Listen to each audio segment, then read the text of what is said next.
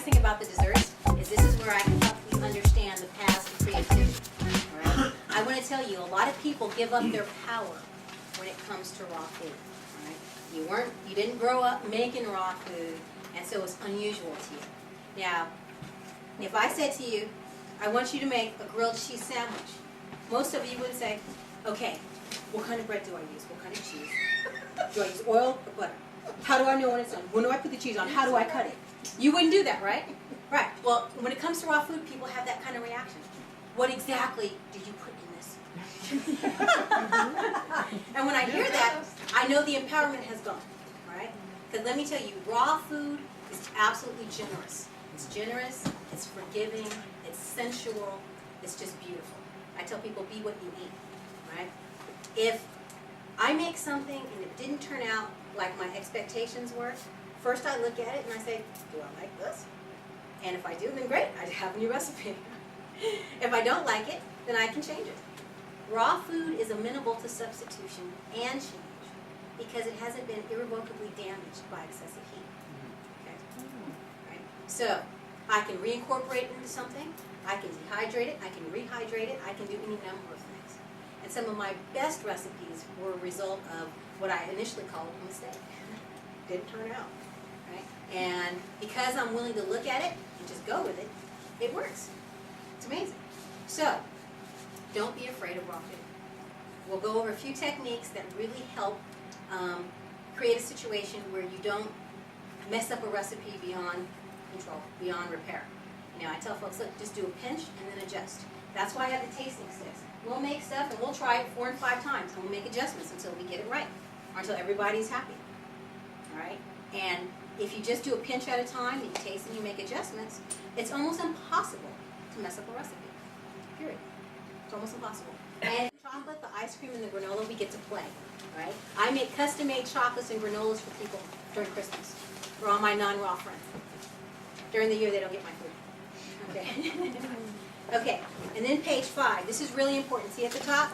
No dogma. All right? You guys are coming from OHI. You're dogma-full right now. Okay? OHI is not the program. That's what they'll tell you. This is a real life you're leading. It's a marathon, not a foot race. And you got to make it work. Dogma has no place in it. Perfectionism should have no place in it. When I went to OHI, I was a perfectionist when I got there. And I found out about the missionary program. I went, oh, thank God, I can learn this over 3 months. By week 2, I'm like, oh, no. When I leave detox, I'm done. I'm out of here. I'm not kidding. Okay, but what happened to me was I realized if I tried to be perfect, if I tried to stick to this program, within 2 weeks I would fail. I would self-sabotage, it would be over, and then my bid to create a lifestyle of ever-improving health would be over.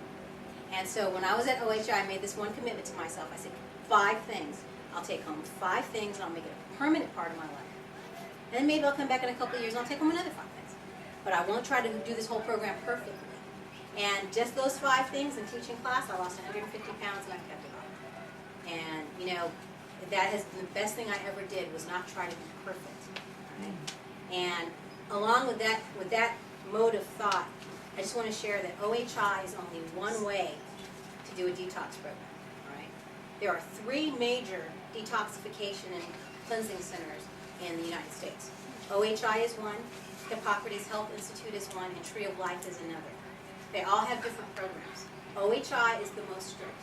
It is geared for you to detoxify the fastest. Right? And the other thing about OHI, it is the most economical of all 3. So the reason why I tell you this is, if you just look at what OHI has to offer and what their menu is in their diet, you would think that coconut isn't cleansing food, right? But if you look at Hippocrates, if you look at Tree of Life, they have coconut. They have coconut water, they have coconut meat. And with coconut meat, you can make the most divine yogurt you've ever had. So let me just have you have some. So this is a yogurt made out of coconut meat and Rejuvelac. Now this is, I promise you, the only thing I use Rejuvelac for in my food. There will be no hidden Rejuvelac anywhere else. Do you make coconut cheese? This weekend. And that's why I teach.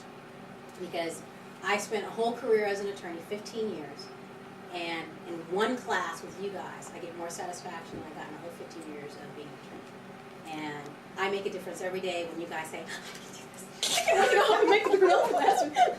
So anyway, it gives me absolute pleasure, and you guys are my support group, and I want to thank you for being here. Thank And you. you're so welcome.